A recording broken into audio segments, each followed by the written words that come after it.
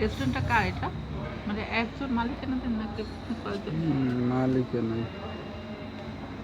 কার যেন লোক, নাম কি যেন?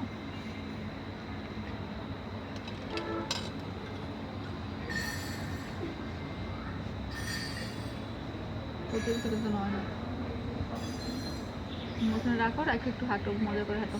ও জুতো কোথাও করে আবার খুঁজে। বাবু, এই বাবা, সাপ আছে, সাপ।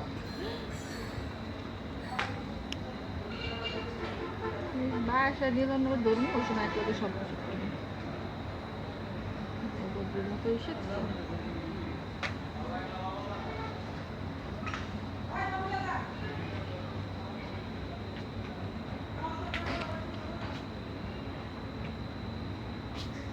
বাবু